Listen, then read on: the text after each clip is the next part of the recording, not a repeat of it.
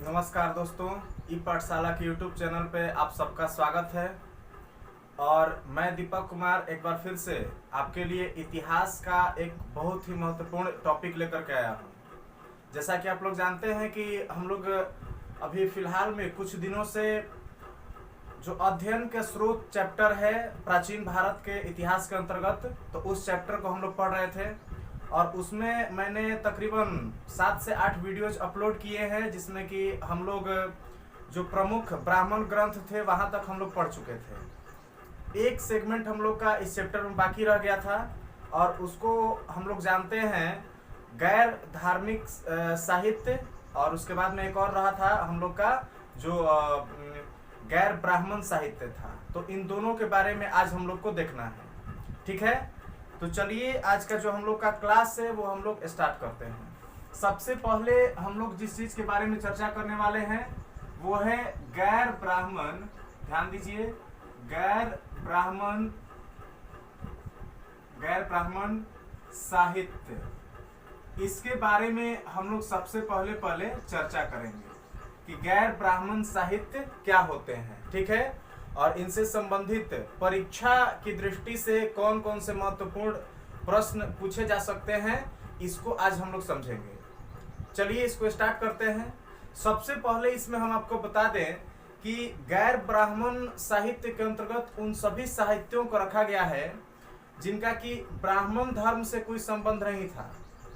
जैसे कि हम आपको अगर सामान्य शब्दों में कहें तो सीधे सीधे आपको ये जानना है कि चूंकि मैंने बताया था कि महाजनपद काल जैसे ही स्टार्ट हुआ उत्तर वैदिक काल के बाद में, तो महाजनपद काल में ही नए नए धर्मों की उत्पत्ति होनी शुरू हो गई, जिसमें हम लोग दो प्रमुख धर्म जो अस्तित्व में आए थे उनके बारे में मैंने आपको बताया था, और वो थे बौद्ध धर्म और जैन धर्म। हालांकि आगे चल के जैन धर्म उतना ज़्यादा विकसित नहीं हो पाया, चूंकि उसके नियम काफ़ी ज़्यादा जो है कड़े थे, काफ़ी ज़्यादा कठिन नियम थे उसके, और इसके कारण जो सामान्य जनमानस था, जो सामान्य जो जनता थी उस समय की, तो उसमें जैन धर्म का प्रभाव उतना ज़्यादा नहीं बढ़ सका जितना कि बौद्ध धर्म का बढ़ा। तो सही मायने में अगर देखा जाए तो बौद्ध धर्म के नियम जो थे वो काफ़ी ज़्यादा आसान थे, और ये मध्यम मार्ग को चुना था बौद्ध धर्म। तो इसलिए बौद्ध धर्म का प्रचार प्रसार सामान्य जनता में बहुत ज़्यादा हुआ, इसका विस्तार में बहुत ज़्यादा हुआ। तो खैर हम लोग को उतना तो खैर हम जब आपको धार्मिक आंदोलन पढ़ाएंगे प्राचीन भारत के अंतर्गत तो उसमें तो बताएंगे ही। फिलहाल आप इतना समझिए कि जब ये दो नए धर्म उद्भव हुए, जब दो नए धर्मों का विकास हुआ प्राचीन काल में, तो उसके बाद में इन धर्मों से संबंधित अलग अलग पुस्तकें लिखी जाने लगी, ठीक है। जब कोई भी धर्म विकास होगा तो उससे संबंधित जो उसके सिद्धांत होंगे, जो उसके मतलब कि जो धार्मिक जो कथन होंगे, तो उनका कहीं ना कहीं संकलन तो किया जाएगा। उसके जो उस धर्म के जो प्रवर्तक होंगे उनके प्रवचन को या उनके जो उपदेश थे तो उनको भी कहीं ना कहीं संकलन किया जाएगा। तो इन्हीं सबको मिला करके और आगे के वर्षों में क्या हुआ कि बौद्ध धर्म से संबंधित और जैन धर्म से संबंधित काफ़ी ज़्यादा पुस्तक लिखे जाने लगे। और इस आधार पर अगर हम लोग देखें तो इन्हीं पुस्तकों को ध्यान से समझिएगा, चूंकि जैन धर्म और बौद्ध धर्म जो थे ये सीधे सीधे ब्राह्मणवादी विचारधारा का खंडन करते थे। जैसे कि ब्राह्मणवादी विचारधारा कहने का मतलब ये हुआ कि जो ब्राह्मण धर्म था उस समय उसमें काफ़ी ज़्यादा जो है काफ़ी ज़्यादा कर्मकांड आ गए थे, जिसके कारण कि वो काफ़ी ज़्यादा कठिन हो गया था, और कहीं ना कहीं समाज के जो निचले तबके के लोग थे जैसे शूद्र हो गए, तो उनको वो ज़्यादा सूट नहीं कर रहा था। जबकि बौद्ध धर्म के नियम इतने आसान थे कि कोई भी इसको मतलब अपना करके और अपनी जीवन शैली को सुधार सकता था। तो इन्हीं कारणों से क्या हुआ कि बौद्ध धर्म और जैन धर्म ज़्यादा फलने फूलने लगे, और इनका चूंकि ब्राह्मणवादी विचारधारा से मेल नहीं खाता था इनका सिद्धांत, इसके कारण हम लोग इनको गैर ब्राह्मण धर्म कहते हैं, ठीक है, गैर ब्राह्मण धर्म के अंतर्गत रखते हैं।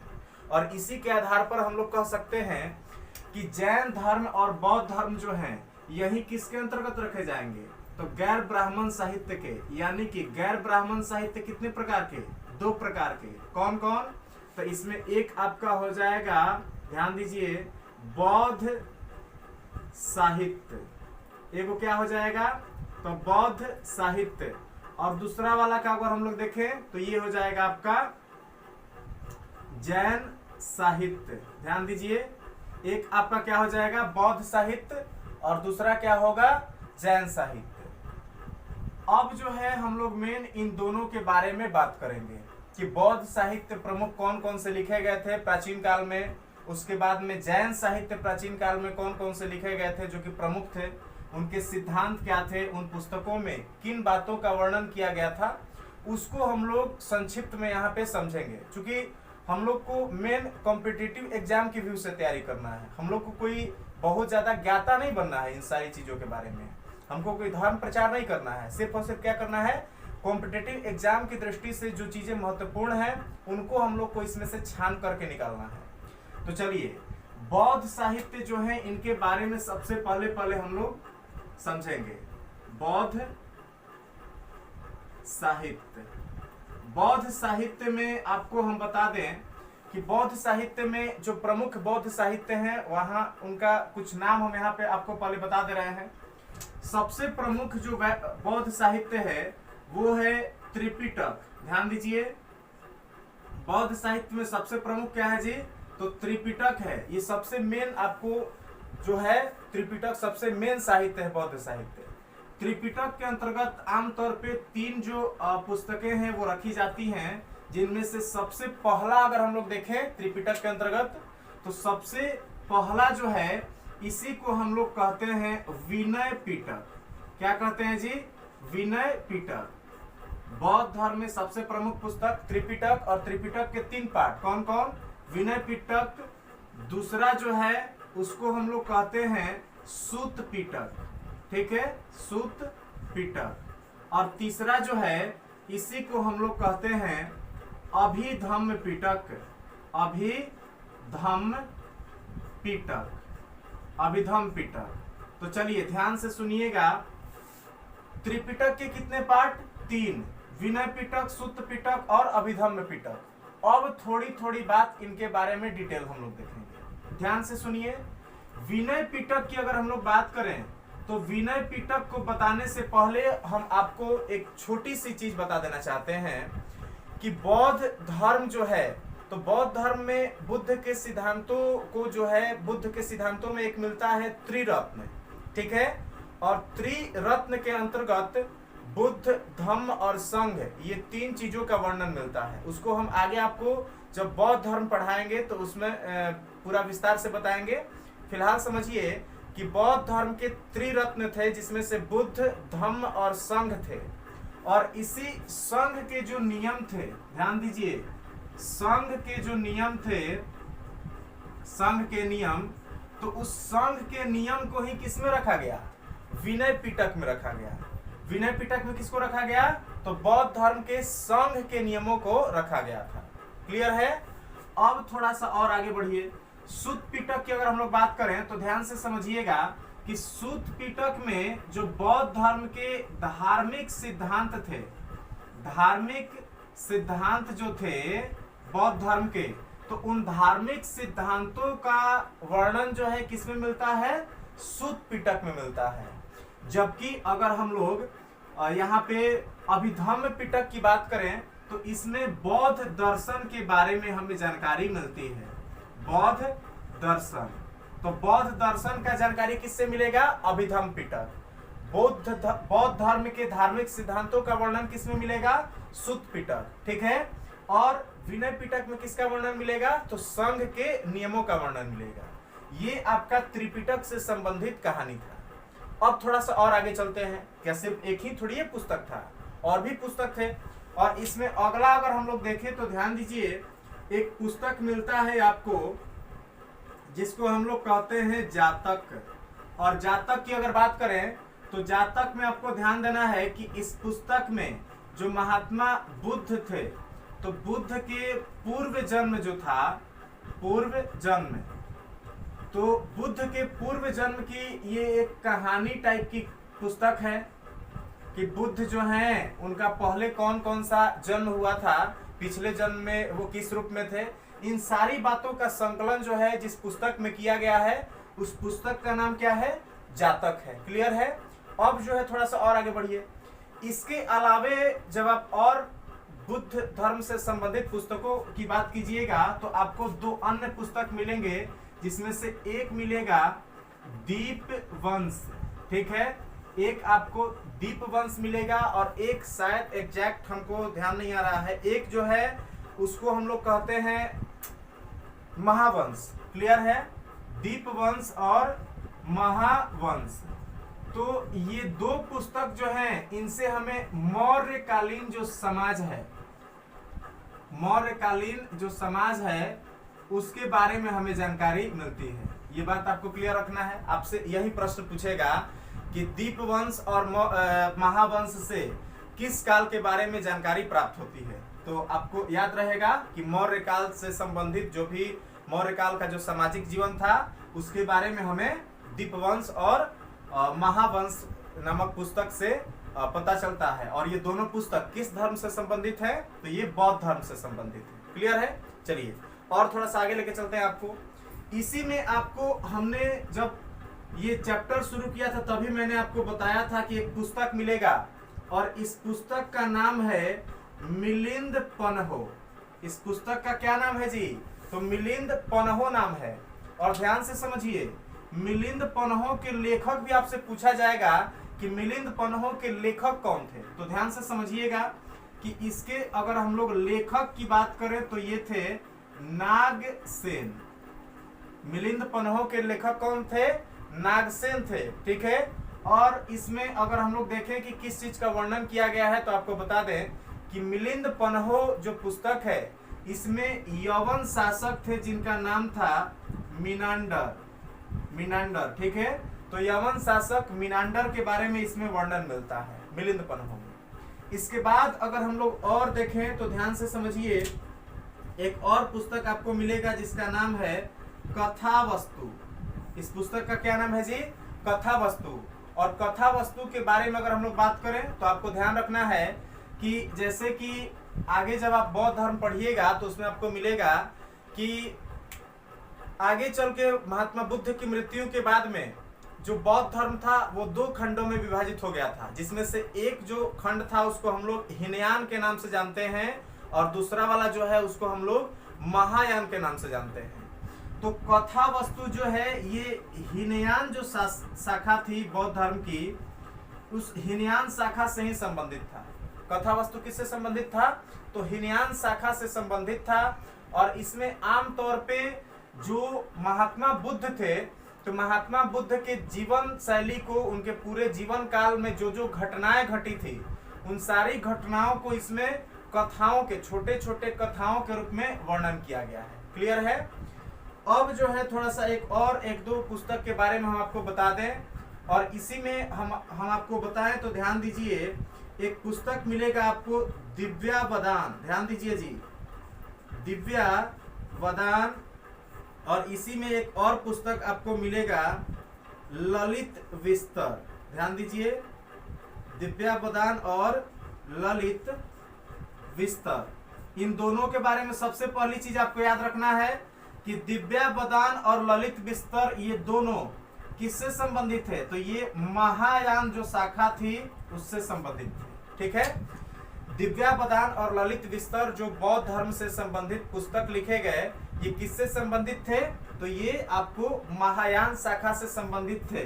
जिसमें अगर हम लोग दिव्यावदान की बात करें तो इसमें जो शुंग वंश है, ठीक है, खास करके जो पुष्यमित्र शुंग हैं, ठीक है, पुष्यमित्र शुंग, तो इनके बारे में खास करके इसमें जानकारी मिलती है। पुष्यमित्र शुंग के बारे में जानकारी मिलती है। इसके अतिरिक्त जो अशोक के उत्तराधिकारी थे तो उनके बारे में भी जानकारी आपको दिव्यावदान नामक पुस्तक से मिलता है। क्लियर है।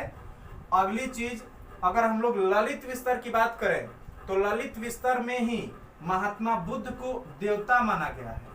क्योंकि महात्मा बुद्ध जो है, आपको पता होगा कि महात्मा बुद्ध खुद मूर्ति पूजा के खिलाफ थे, लेकिन इसके बावजूद आगे चल के जब इनकी मृत्यु हो गई तो उसके बाद में जो महायान शाखा था तो महायान शाखा के द्वारा भगवान बुद्ध की ही मूर्ति गढ़ दी गई और इनकी पूजा की जाने लगी और इन्हीं को भगवान बना दिया गया। ठीक है, तो सबसे पहले भगवान बुद्ध को, महात्मा बुद्ध को देवता किसमें कहा गया है? तो ललित विस्तर जो पुस्तक लिखा गया है इसी में सबसे पहले महात्मा बुद्ध को देवता की उपाधि दी गई है। ठीक है, तो ये बौद्ध धर्म से संबंधित जो प्रमुख पुस्तकें थी उसके बारे में मैंने आपको बताया। अब जो है थोड़ा सा हम लोग चलेंगे जैन धर्म से संबंधित पुस्तकों के बारे में, जो जैन साहित्य थे उसके बारे में भी हम आपको बताएंगे। चलिए सबसे पहले आप इसका एक स्क्रीनशॉट लीजिए।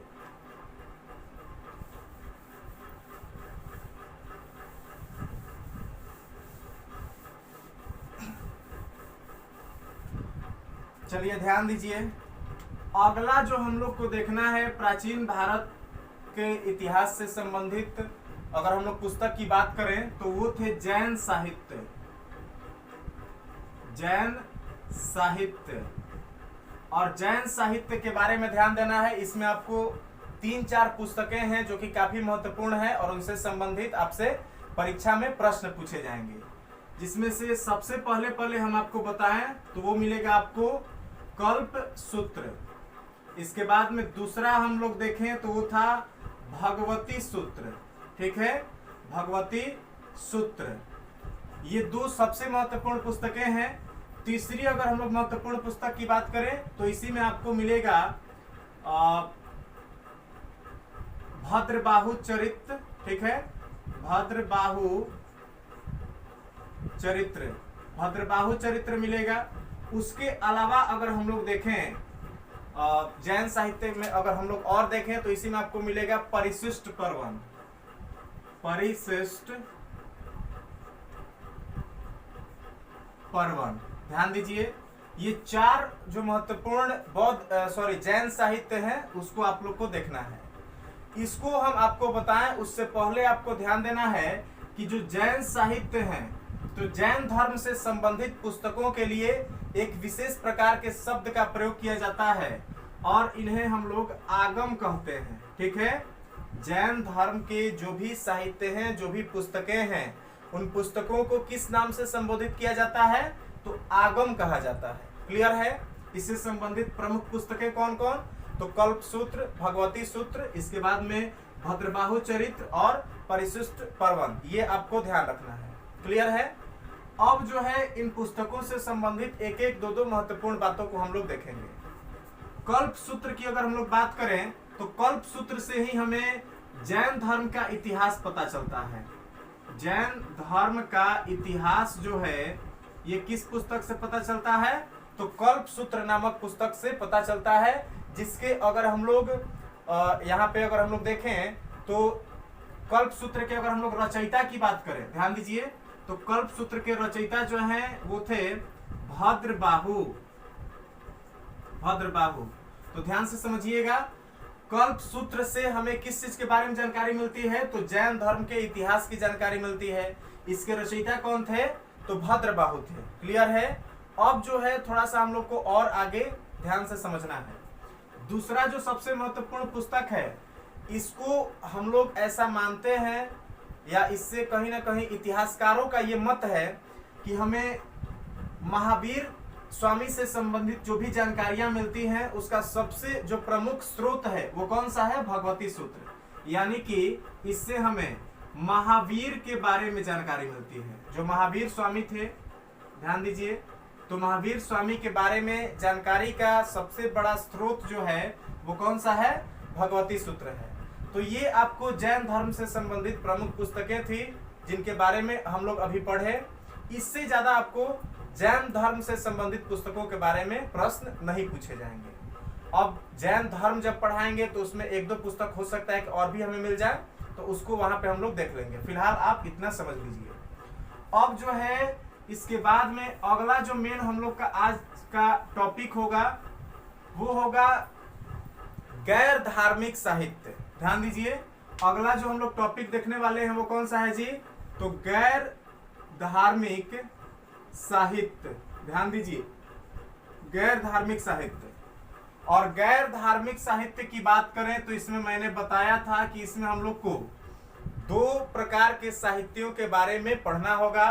और उन दो प्रकार के साहित्यों की अगर हम लोग बात करें कि कौन कौन से दो प्रकार के साहित्य के बारे में हम लोग को पढ़ना है, तो आप ध्यान दीजिए कि इसमें से जो गैर धार्मिक साहित्य थे, तो कुछ ऐसे गैर धार्मिक साहित्य थे जो कि भारतीय लेखकों के द्वारा लिखे गए थे, भारतीय लेखकों के द्वारा लिखे गए थे। और कुछ ऐसे गैर धार्मिक साहित्य थे जो किसके द्वारा लिखे गए थे जी? तो विदेशियों के द्वारा लिखे गए थे। ठीक है, विदेशियों के द्वारा। तो ध्यान से समझिएगा कहानी क्या है, थोड़ा सा समझ लीजिए। गैर धार्मिक का मतलब सीधे सीधे आपको क्या समझना है कि जिसका धर्म से कोई लेना देना ना हो। गैर धार्मिक का मतलब तो यही हुआ कि जिसका धर्म से कोई लेना देना ना हो, तो उन सभी पुस्तकों को ही हम लोग इसमें रखेंगे। अब ध्यान से समझिए कि आखिर ऐसे पुस्तक कौन थे जिनका धर्म से कोई लेना देना नहीं था।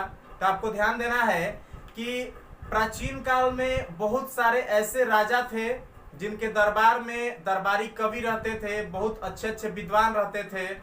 तो उन सबके द्वारा राजा की प्रशंसा में और उस समय का जो जनजीवन था, जो रहन सहन था लोगों का, जो सामाजिक स्थिति थी, जो आर्थिक स्थिति थी और जो राजनीतिक स्थिति थी, तो इनसे संबंधित अलग अलग पुस्तकें जो है वो समय समय पर लिखी गई थी। और उन सभी पुस्तकों को हम लोग यहाँ पे अगर देखें तो गैर धार्मिक साहित्य के अंतर्गत पढ़ते हैं, क्योंकि वो सारी की सारी पुस्तकें जो हैं वो किसी धर्म से संबंधित नहीं थी, इसलिए उन्हें हम लोग यहाँ पे गैर धार्मिक साहित्य के अंतर्गत पढ़ते हैं। अब ध्यान से सुनिए, ये तो हो गया भारतीयों की कहानी। कुछ ऐसे भी लेखक थे जो भारत के नहीं थे, वो विदेशों से आए थे। जैसे अगर हम लोग देखें तो अलग अलग समय पर क्या हुआ कि अलग अलग देशों से जो विदेशी यात्री थे खास करके भारत में आए, जिसमें कुछ राजदूत बन के आए थे, कुछ विदेशी यात्री भारत में विद्या प्राप्त करने के लिए, शिक्षा प्राप्त करने के लिए भी आए थे। इसके बाद में कुछ विदेशी यात्री ऐसे थे जो आक्रमणकारियों के साथ में आए थे। ठीक है, तो उन सभी विदेशी यात्रियों ने भी भारत के जो उस समय की स्थिति थी तो उसके बारे में अपने विचार जो है जा करके और लिपिबद्ध किया, जो कि इतिहास की जानकारी का एक बहुत ही महत्वपूर्ण स्रोत के रूप में हमारे सामने आता है। और ऐसे ही हम लोग कुछ महत्वपूर्ण पुस्तकों के बारे में अभी हम लोग देखेंगे जो कि आपको प्राचीन भारत के इतिहास से संबंधित प्रमुख जानकारी देते हैं। ठीक है, ध्यान से समझिएगा कौन कौन से वे पुस्तकें थी, जिसमें सबसे पहले हम लोग जिन पुस्तकों के बारे में पढ़ेंगे वो पुस्तकें थी भारतीयों के द्वारा लिखी हुई। सबसे पहले हम लोग जो भारतीयों के द्वारा लिखित पुस्तकें थी उनके बारे में पढ़ेंगे, और उसके बाद में दूसरी जो कड़ी हम लोग शुरू करेंगे तो उसमें स्टार्ट करेंगे विदेशियों के द्वारा लिखित पुस्तकें, और उसमें देखेंगे कि कौन कौन से विदेशी यात्री भारत में आए थे और उन्होंने भारत के संबंध में क्या क्या अपने विचार रखे थे। ठीक है, तो चलिए सबसे पहले जो हम लोग भारतीय जो लेखक थे, भारतीय लेखकों के द्वारा जो पुस्तक लिखे गए थे उनके बारे में हम लोग सबसे पहले देखते हैं। ध्यान से समझिए, इसमें सबसे जो पहला पुस्तक देखें, ध्यान दीजिए, यहाँ पे लेखक का हम पुस्तक का नाम लिख दे रहे हैं, पुस्तक। इसके बाद में यहाँ पे हम लोग लेखक के बारे में देख लेंगे, और इसके बाद में इनसे संबंधित कुछ विशेष अगर बातें होंगी तो उनको भी यहाँ पे हम लोग देख लेंगे। चलिए ध्यान से समझिए।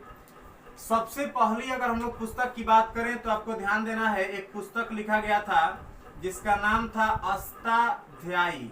ध्यान दीजिए, एक पुस्तक लिखा गया था जिसका नाम क्या था जी? अष्टाध्यायी। और इस पुस्तक के लेखक की अगर हम बात करें तो ध्यान से देखिए, इस पुस्तक के लेखक का नाम था पाणिनि। ठीक है, पाणिनि ने अष्टाध्यायी पुस्तक को लिखा था, और यह पुस्तक जो है उस समय के व्याकरण से संबंधित था। ठीक है, संस्कृत जो व्याकरण था उससे संबंधित पुस्तक थी अष्टाध्यायी। इस पे आगे चल के जो है महाभाष्य नामक टीका भी लिखा गया था जो कि पतंजलि लिखे थे, वो भी आपसे पूछेगा। ध्यान से देखिए, अगर हम लोग दूसरे पुस्तक की बात करें तो इसी में हम लोग देखते हैं मुद्रा राक्षस के बारे में। मुद्रा राक्षस, ठीक है, और मुद्रा राक्षस जो पुस्तक लिखा गया था इसके लेखक थे विशाख दत्त। ध्यान दीजिए, मुद्रा राक्षस पुस्तक के लेखक कौन थे? तो विशाख दत्त इसके लेखक थे। और अगर हम लोग मुद्रा राक्षस नामक पुस्तक से संबंधित अगर महत्वपूर्ण बातों को देखें तो इसमें आपको ध्यान देना है कि इस पुस्तक से हमें मौर्य काल के बारे में जानकारी प्राप्त होती है। किस काल के बारे में जानकारी प्राप्त होती है? तो मौर्य काल के बारे में जानकारी प्राप्त होती है। मौर्य काल के इतिहास के बारे में ये एक बहुत ही महत्वपूर्ण सोर्स है। ठीक है, ये क्लियर रखना है आपको। तीसरे अगर हम लोग पुस्तक की बात करें तो इसी में आपको ध्यान देना है कि महाभाष्य, ठीक है, महाभाष्य पुस्तक है। और इस पुस्तक के लेखक की बात करें तो ध्यान दीजिए, इस पुस्तक के लेखक थे पतंजलि। ठीक है, पतंजलि जो है इन्होंने इस पुस्तक को लिखा। और आपको ध्यान देना है कि ये पुस्तक जो है, जो पतंजलि के द्वारा महाभाष्य पुस्तक लिखा गया, इसमें आपको ध्यान देना है कि ये पुस्तक जो है ये अष्टाध्यायी पर टीका लिखा गया था। अच्छा, टीका का मतलब समझते हैं क्या होता है? टीका का मतलब होता है कि किसी भी जो पुस्तक है उस पर टिप्पणी लिखना, उसको विस्तार पूर्वक जो है उसके अर्थों को समझाना, यही जो है टीका कहलाता है। तो जो पतंजलि के द्वारा जो महाभाष्य लिखा गया था, ये क्या था? तो ये किस पुस्तक पे टीका था? तो ये अष्टाध्यायी पे लिखा हुआ टीका था। और इससे हमें आमतौर पे जो पुष्यमित्र शुंग थे, ध्यान दीजिए, तो पुष्यमित्र शुंग के काल में ये लिखा गया था। और इससे हमें पुष्यमित्र शुंग से संबंधित बहुत ही महत्वपूर्ण जानकारियां प्राप्त होती हैं। क्लियर है? चलिए चौथे पुस्तक को देखते हैं। और चौथा पुस्तक जो है उसी को हम लोग जानते हैं कथा सरित सागर के नाम से जानते हैं इस पुस्तक को। और इस पुस्तक का अगर हम लोग लेखक की बात करें तो वो थे सोमदेव। और इस पुस्तक में मौर्य काल से संबंधित घटनाओं का वर्णन किया गया है। क्लियर है? इसके बाद में अगला अगर हम लोग पुस्तक देखें, पांचवा, तो आपको ध्यान देना है कि वो है वृहत कथा मंजरी। वृहत कथा मंजरी, ठीक है, वृहत कथा मंजरी। और वृहत कथा मंजरी के अगर हम लोग लेखक की बात करें तो वो थे क्षेमेंद्र के द्वारा ये पुस्तक लिखा गया। और ये भी आमतौर पे मौर्य काल से ही संबंधित था। अधिकांश पुस्तकें आपको मौर्य काल से ही संबंधित मिलेंगी। ठीक है, अगला अगर हम लोग पुस्तक देखें तो वो था जो कि एकदम सदाबहार पुस्तक है, जिसके बारे में हर कोई जानता है, और वो है अर्थशास्त्र। ठीक है, अर्थशास्त्र ये राजनीति पे लिखी हुई एक पुस्तक थी। और इसके लेखक की अगर हम लोग बात करें तो वो थे चाणक्य, विष्णुगुप्त चाणक्य, कौटिल्य, इनको टोटल नामों से जाना जाता है। और इससे भी हमें मौर्य काल के बारे में ही जानकारी प्राप्त होती है। मौर्य काल में जो राजनीतिक व्यवस्था थी उसके बारे में हमें विशेष तौर पे जानकारी का जो स्रोत है वो कौन सा पुस्तक है? तो अर्थशास्त्र है। ठीक है, चलिए आगे देखते हैं। और अगर हम लोग अगले पुस्तक की बात करें तो इसमें आपको ध्यान देना है कि एक पुस्तक लिखी गई थी जिसका नाम था नीति सार। ठीक है, नीति सार। और नीति सार पुस्तक के अगर हम लोग लेखक की बात करें तो इसके लेखक थे कामदंक। और कामदंक के द्वारा ये पुस्तक लिखा गया था। ये भी आपको मौर्य काल से संबंधित था। ये पुस्तक किस काल से संबंधित था? तो मौर्य काल, ये गुप्त काल से संबंधित था। ये गुप्त काल से संबंधित पुस्तक थी। ठीक है, चलिए आगे देखते हैं। अगले पुस्तक की अगर हम लोग बात करें तो वो था आपका, यहाँ पे ध्यान दीजिए, मालविकाग्नि मित्रम।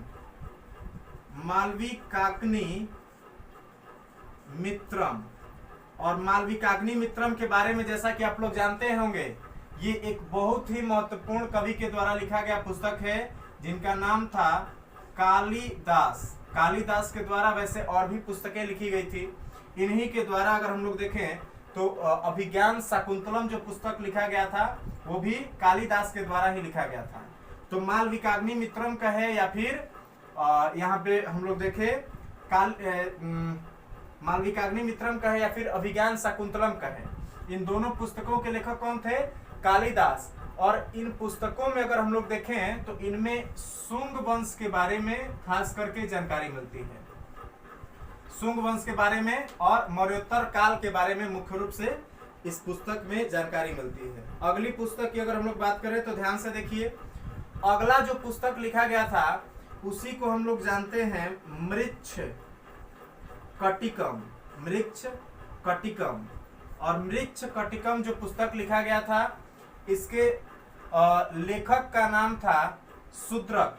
ध्यान दीजिए, इसका नाम क्या था जी? तो शूद्रक नाम था। और इस पुस्तक में हमें जो गुप्तकालीन समाज था, ठीक है, गुप्तकालीन समाज, तो गुप्तकालीन समाज के बारे में हमें इस पुस्तक से जानकारी प्राप्त होती है। ध्यान दीजिए, किस काल की समाज जी? तो गुप्त काल के सामाजिक स्थिति का वर्णन मिलता है हमें। चलिए ठीक है, अगला एक और यहाँ पे हम लोग पुस्तक देख लेते हैं।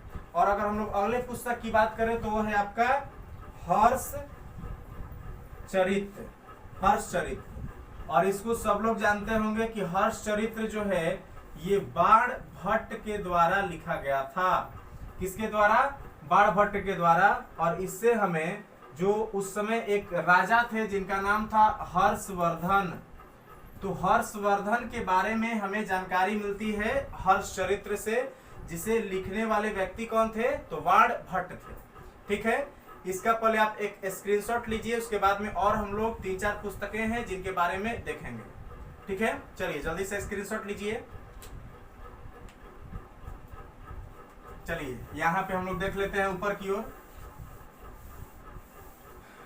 ध्यान से देखिए। अभी तक हम लोग कहां तक देखे हैं जी? तो हर्ष चरित्र तक देखे हैं। हर्ष चरित्र के बाद में एक पुस्तक मिलेगा आपको जिसको हम लोग जानते हैं रामचरित के नाम से। और रामचरित्र के अगर हम लोग लेखक की बात करें तो रामचरित्र के लेखक का नाम था संध्याकर नंदी। इसके लेखक का क्या नाम था जी? तो संध्याकर नंदी इनके लेखक का नाम था। संध्याकर नंदी लेखक का नाम था। और इससे हमें एक बंगाल के शासक थे जिनका नाम था रामपाल, तो उनके शासन प्रणाली के बारे में जानकारी मिलता है रामचरित से। अगला पुस्तक एक बार और देख लेते हैं। 12वें अगर हम लोग पुस्तक की बात करें तो वो था पृथ्वीराज रासो। ठीक है, पृथ्वीराज रासो। और पृथ्वीराज रासो के अगर लेखक की बात करें तो उनका नाम था चंदबर दाई। और इससे हमें पृथ्वीराज चौहान के बारे में जानकारी प्राप्त होता है। पृथ्वीराज चौहान। ठीक है, चलिए अगला देखते हैं। अगले हम लोग पुस्तक की बात करें तो वो था राजतरंगिणी। राजतरंगिणी, ठीक है। और राजतरंगिणी जो है ये बहुत ही महत्वपूर्ण पुस्तक है जो कि कल्हण के द्वारा लिखा गया था। और इससे हमें कश्मीर के इतिहास का पता चलता है। कश्मीर का इतिहास, ठीक है, कश्मीर के इतिहास का पता चलता है, ये बात आपको ध्यान रखना है। चलिए इसके बाद में अभिज्ञान शाकुंतलम, जैसा कि मैंने बताया ही, और भी 1-2 महत्वपूर्ण पुस्तकें लिखी गई थी जिनको हम लोग जैसे जैसे इस मतलब कि प्राचीन भारत का लेक्चर हम लोग आगे पढ़ेंगे तो उसमें धीरे धीरे करके 1-2 और महत्वपूर्ण पुस्तकें हमें मिल जाएंगी। और फिलहाल में इतना जो पुस्तक मैंने आपको लिखवाया ये पर्याप्त है किसी भी कॉम्पिटिटिव एग्जाम को पास करने के लिए। हो सकता है कि 1-2 आपको और एक्स्ट्रा इससे मिले, तो उसको हम लोग सेट प्रैक्टिस करते समय या फिर आगे की जो हम लोग का वीडियो आएगा उसमें हम लोग देख लेंगे। चलिए अब जो है थोड़ा सा हम लोग विदेशियों से संबंधित कहानी को भी यहाँ पे देखेंगे। और विदेशियों के द्वारा जो पुस्तकें लिखी गई थी उसको जानने से पहले हम लोग बारी बारी से देखते जाएंगे कि विदेशी कौन कौन से आएंगे। ठीक है, अगर हम लोग देखें तो भारत में जो भी विदेशी यात्री आए वो आमतौर पे मुख्य रूप से अगर देखा जाए तो 3 देशों से आए थे, जिसमें से एक आपका हो जाएगा यूनान, उससे सबसे अधिक मात्रा में विदेशी यात्री आए थे।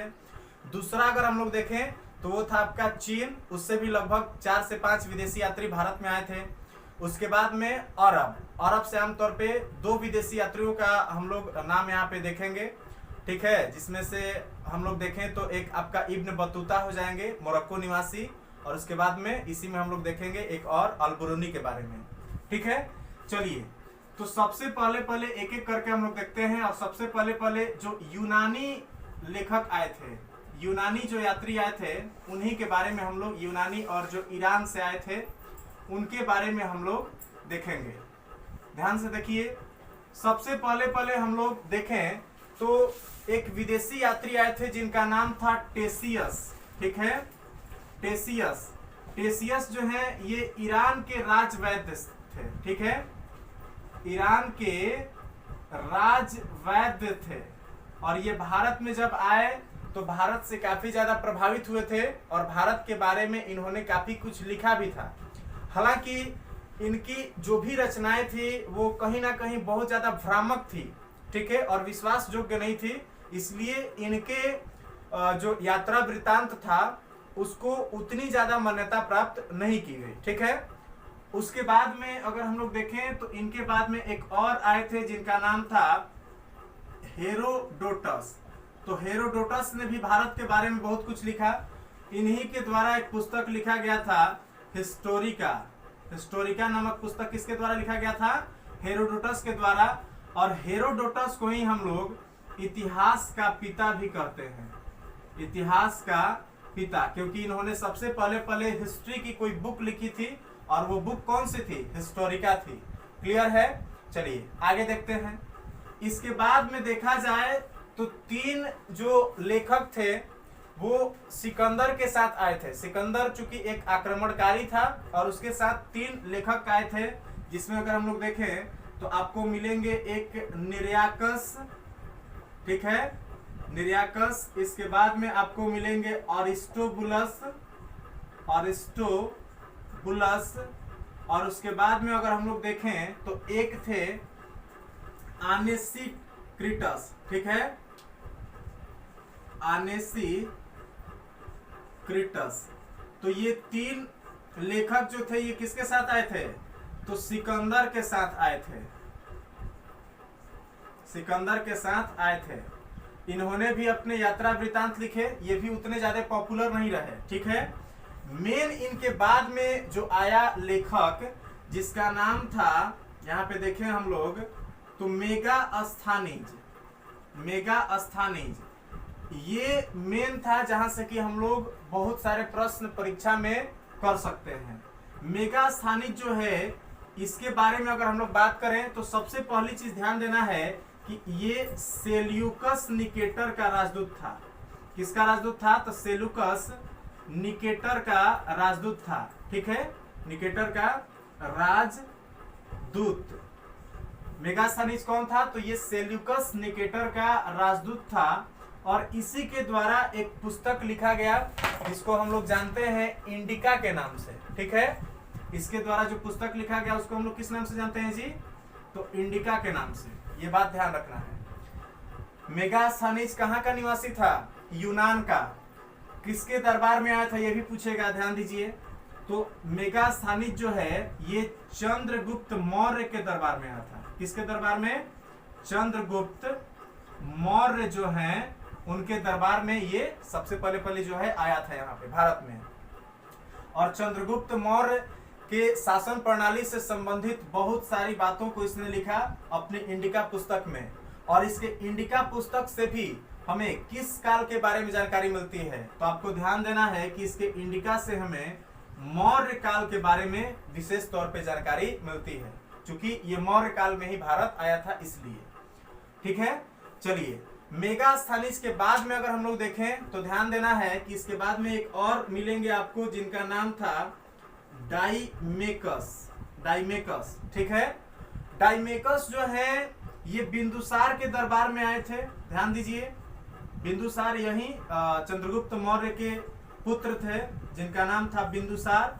तो बिंदुसार के दरबार में डाइमेकस आया था। और डाइमेकस की जो रचना थी इससे भी हमें आमतौर पे मौर्य काल के बारे में ही जानकारी मिलती है। ये सीरिया का राजदूत था। कहाँ का? सीरिया का राजदूत था। सीरिया के उस समय के जो शासक थे उनका नाम था टॉलेमी फिलाडेल्फस। तो उन्हीं का राजदूत था जिसका नाम था डाइमेकस। किसके दरबार में आया था? बिंदुसार के दरबार में। और इसके यात्रा वृत्तांत से हमें मौर्य काल के बारे में जानकारी मिलती है। ठीक है, चलिए एक और लेखक देखते हैं और उसका नाम था डायोनिसियस। ठीक है, डायोनिसियस। डायोनिसियस के बारे में भी एक दो चीज आप ध्यान रखिए। ये मिस्र के राजा जो थे जिनका नाम था टॉलमी फिलाडेल्फस, सॉरी डाइमेकस जो है एंटियोकस का राजदूत था और ये आपका फिलाडेल्फस का था। ठीक है, फिलाडेल्फस। तो फिलाडेल्फस का राजदूत कौन था? फिलाडेल्फस का राजदूत था डायोनिसियस। और एंटियोकस का ध्यान देना है, ये किसका था? एंटियोकस का राजदूत था, वो था डाइमेकस। और डायोनिसियस फिलाडेल्फस का राजदूत था। ये भी अगर हम लोग देखें तो बिंदुसार के ही दरबार में आया था। किसके दरबार में आया था?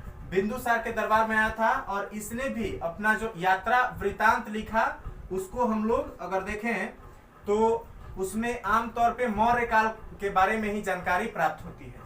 इसके बाद में एक और लेखक आए थे जिनका नाम था प्लिनी। यात्री थे एक जिनका नाम था प्लिनी और इन्होंने एक पुस्तक लिखा था जिसका नाम था नेचुरल हिस्ट्री नामक पुस्तक लिखे थे प्लिनी। तो ये आमतौर पे अगर हम लोग देखें तो प्राचीन भारत के इतिहास के बारे में जानकारी प्राप्त करने के लिए विदेशी स्रोत है, जिसको अभी हम लोग यहाँ पे देखें। तो ये तो यूनान से संबंधित यात्री थे। अब थोड़ा चाइनीज के बारे में भी हम लोग देख लें।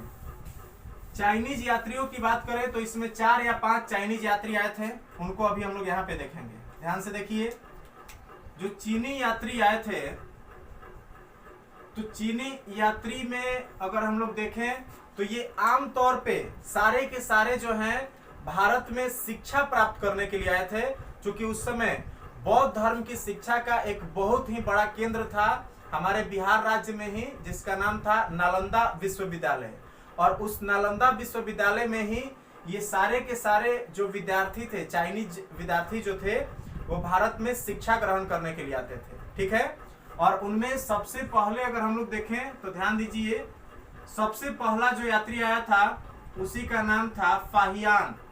फाहियान जो है ये भारत में आया था चंद्रगुप्त द्वितीय के दरबार में।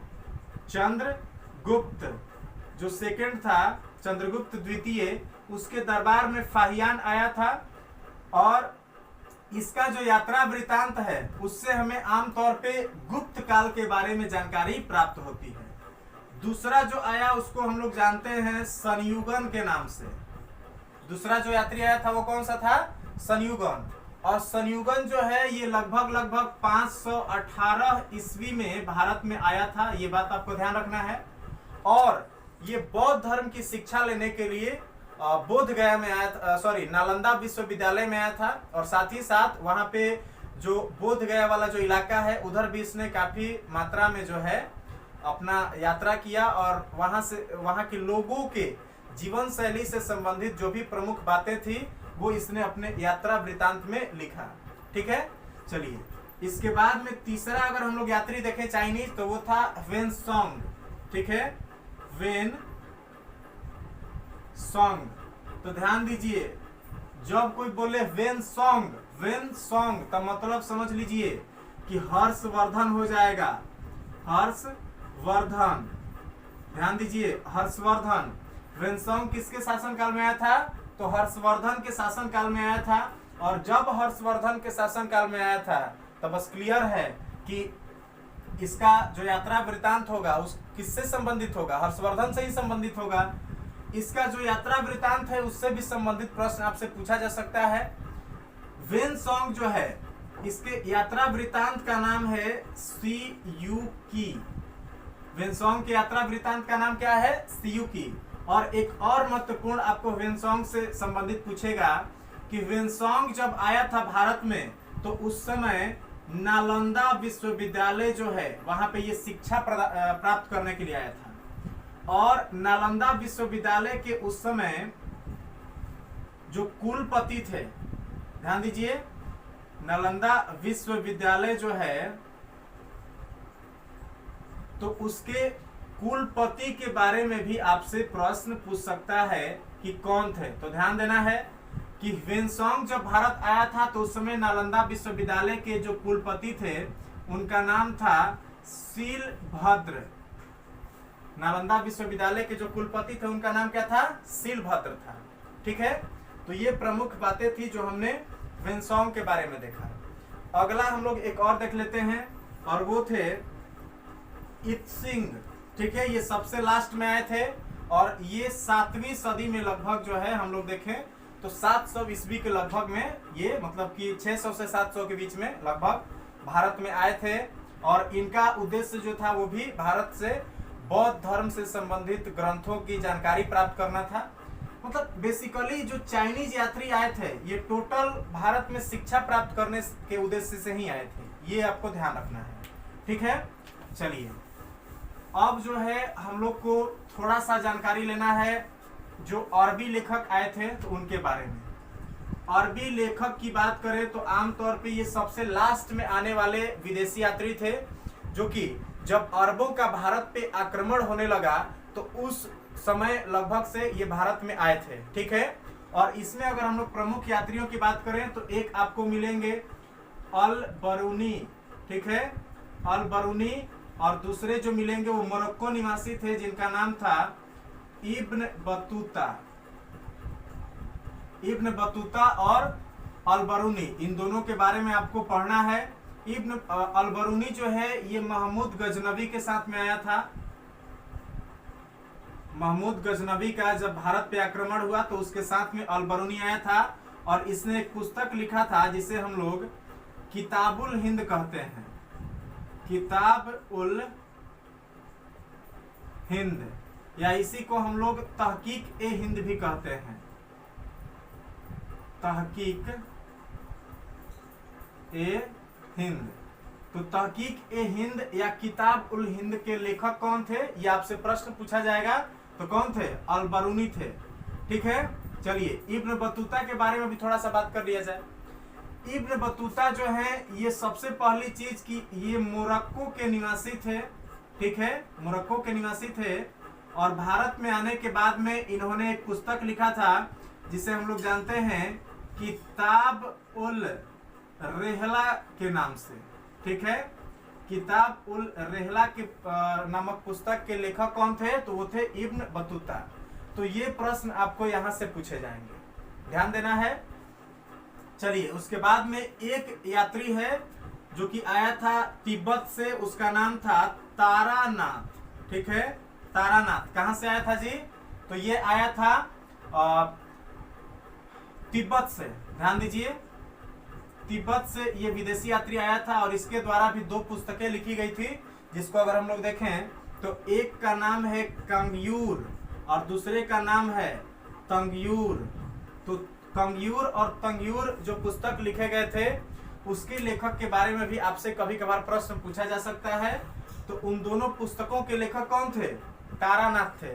ये कहाँ से आए थे? तो तिब्बत से आए थे। ठीक है, तो ये महत्वपूर्ण प्रश्न थे जो कि आपको गैर धार्मिक साहित्यों से संबंधित पूछे जाएंगे, जिसको अभी हम लोगों ने डिस्कस किया। हम उम्मीद करते हैं कि ये पूरा आप लोग नोट्स बना लिए होंगे और इसको पूरे अच्छे तरीके से आप सीखे होंगे। चलिए आज ये हम लोग का जो फर्स्ट चैप्टर था इतिहास का वह समाप्त हुआ।